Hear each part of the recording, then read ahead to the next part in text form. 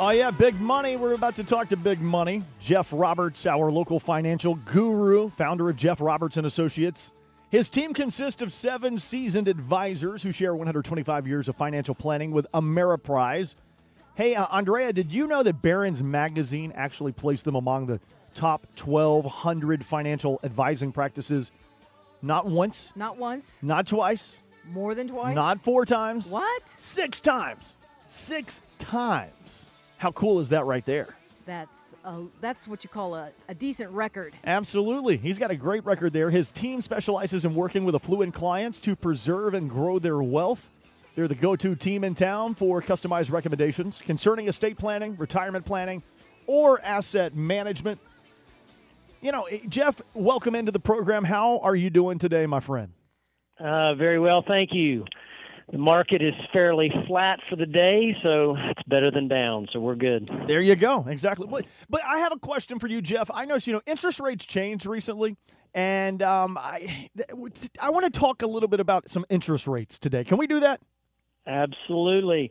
It's a good topic, very pertinent with the interest rate environment with the Fed moving rate. So maybe just a quick description. We'll let this be kind of at a 101 basic level. We're not going to be experts. All right, we're listening.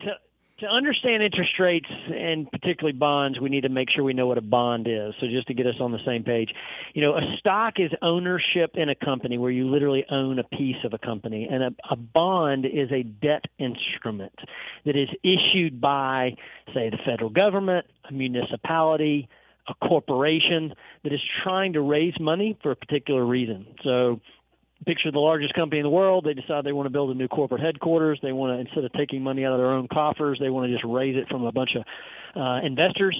They say, we're going to issue debt certificates, debt instruments, and people say, well, fine, we'll give you some of our money. And the way it looks like is if I give the largest company in the world $1,000, then I have a $1,000 bond with them. Okay. And I have a time frame, like let's say I'll make up a time frame. It could be 2 years, could be 10 years, could be 30 years, whatever the time frame is, and they promise to pay me an interest rate during that period of time. And at the end of the term, I get my principal back. So I'm lending them money, and I'm getting an interest rate for it. Nice. So the reason, if you understand that it's a debt instrument, then it's important then to understand how interest rates work.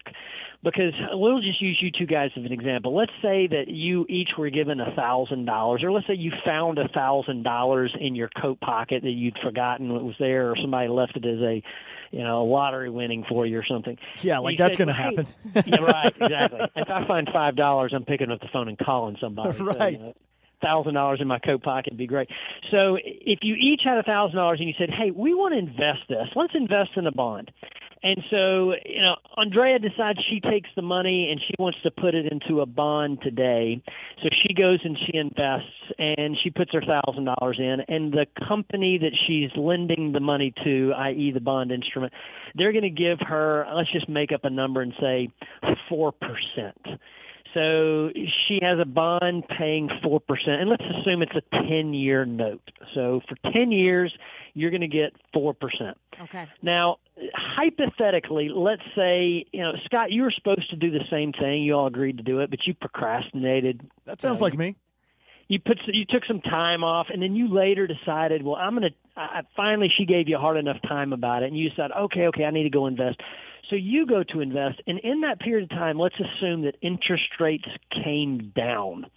And so now the same company might be offering the same bond for 10 years, but instead of at 4%, now they're only offering it at 3%. Are you with me? Okay. Yes. So both of you have a $1,000 bond. Scott, yours is at 3. Andrea, yours is at 4. Well, the reality, if you both hold your bond for 10 years, you're both going to be given back the original $1,000. They're giving you your money back, but you get paid those interest rates along the way. Andrea, yours is better, obviously, at 4%. Well, the idea is along the way, if you decided you wanted to get out of that bond and you wanted to sell it or move on because you wanted to cash your money in, somebody might be willing to pay you more. Scott might be willing to pay you more for a bond paying 4%, since every other bond on the street right now is only going to be paying 3%. Does that make sense? Huh. Okay. Yeah. So the idea is if everybody can go buy a bond at 3%, but yours is paying 4%, they may be willing to pay you not just $1,000 for it. They might pay you, say, $1,100.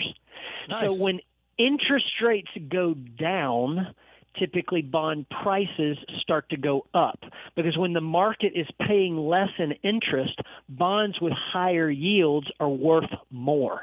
Now, the opposite is true. Follow me here. Let's assume that, Andrea, you got yours at 4. Scott procrastinated. He later went and bought a bond, but during that period of time, interest rates had gone up. Well, if interest rates went up, let's say, Scott, now you can get a bond at 5%. You're like, man, I got one at 5. Andrea's going, man, I'm bumming. I got mine at 4. Right. I'm bummed. So here's the deal.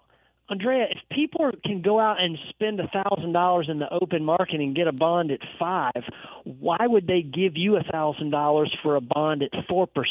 Well, they wouldn't. So your bond is worth less if you tried to sell it. Somebody might only give you $900 for a bond at 4% when they can go get one in the market right now at 5%.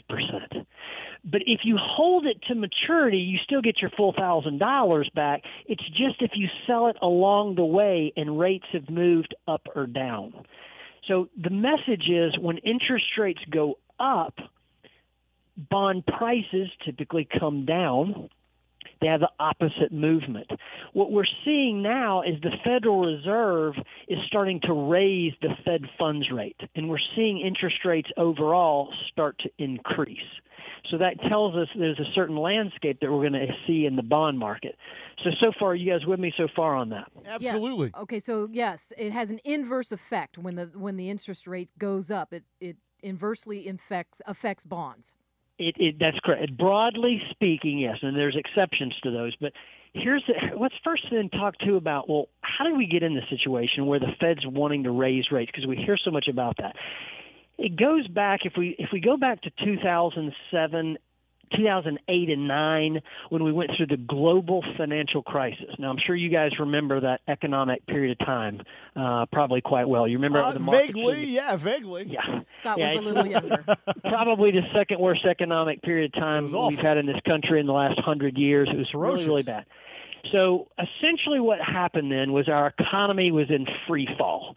The banking industry, we had what's called a credit crisis where the free flow of money was locking up. The banks didn't have money to lend out. It was just a very difficult situation. Companies and banks were calling the Treasury Secretary, Frank Paulson, and saying, we don't have money, what do we do? So essentially what the Fed tried to do is they said, we've got to figure out a way to stimulate this economy and get people buying, spending, and doing stuff again. So they were lowering interest rates at that time. And they lowered rates, the Fed funds rate, which is the rate in which banks lend to each other. The rates started coming down because the idea is if over time rates drop and money becomes cheap, particularly to go borrow, then that tends to stimulate the economy. Because if I can go get a car now at, say, 0% or a mortgage at 2 or 3%, that might stimulate me enough to want to go buy a car or do something with a house. And so they started lowering interest rates, and it didn't work. It didn't seem to stop the free fall of the economy. Right. And so they lowered rates about 10 times. And finally, they lowered them virtually to 0 on the Fed funds rate. So you can't go lower than that. Right. And it still kind of didn't work. So then the Fed started printing money to the tune of roughly $85 billion a month. And they just were printing, trying to essentially prop up the economy as best they could with low rates and printing money. Essentially the economy turned around. The Federal Reserve stopped printing that money. So that was one steroid shot that they took out.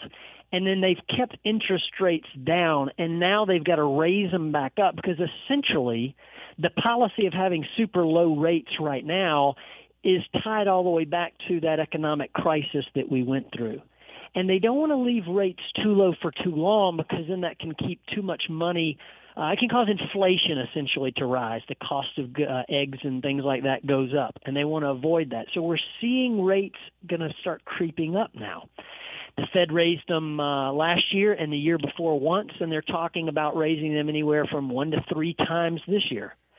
And the reason I mention all this, and the reason I want to talk, I think it's a great discussion today, is clients are starting to they're starting to ask these questions. And so, Scott, you're bringing this up is pertinent because people need to start realizing the environment that we've been in the last few years with bonds and interest rates moving forward will look quite different.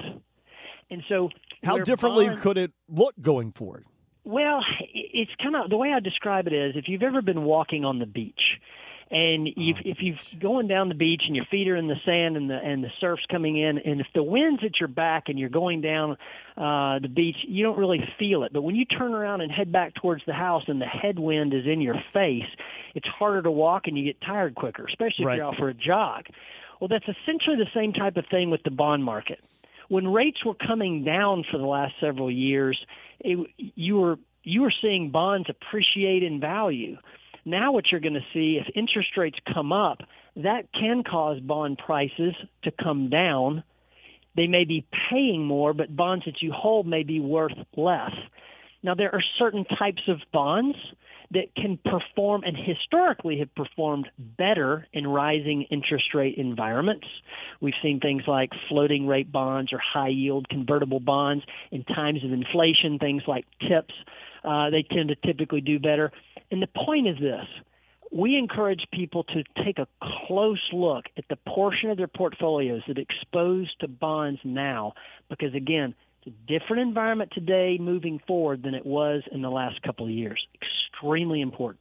And this condition of the bonds is also very contingent on whether you're choosing to sell ahead of time.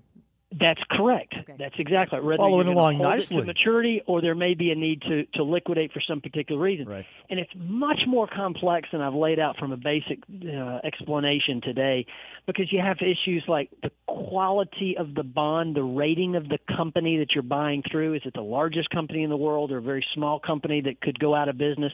The ratings of those bonds make a difference. The time frame of the bond, whether it's a short duration bond or a long duration bond, the types of the bonds, whether it's government or corporate or municipality, all of those things play into the ingredients of determining how they are affected by different rates and the bond environment in general. So bonds are complex, and they're changing direction a bit with the different environment that we see right now with interest rates. And again, we encourage people, if you haven't looked at your bond portfolio closely or the portion of your portfolio that's in bonds, it's a time to do so. Absolutely. A very fascinating topic because, to be honest, Jeff, before you brought up bonds on the show, when I thought of Bond, I thought of a 007 film. So that's about the only bonds I knew about. Different one. Different one, right. Out of jail. Right, exactly. Well, I tell you, this really is a fascinating topic, Jeff. And if there are clients out there who have some interest in bonds or need to know more, tell them how to get in touch with you. Give us a buzz at 205-313-9150, or you can always look at us on the website, jeffrobertsandassociates.com. Jeff Roberts, a pleasure speaking with you today. Enjoyed it. I learned a lot today. Same thing with you. I came in with. Andrea's got like 2 pages of notes over there. Yeah. It was fantastic. I'm glad it was helpful. All right, Jeff Roberts of Jeff Roberts and Associates. We'll chat again next Wednesday. Once again, that phone number is 313-9150. All right, Jeff Roberts, have a great week. We'll talk next Wednesday. We'll be back next on Yellowhammer Radio. This is Yellowhammer Radio. Yo.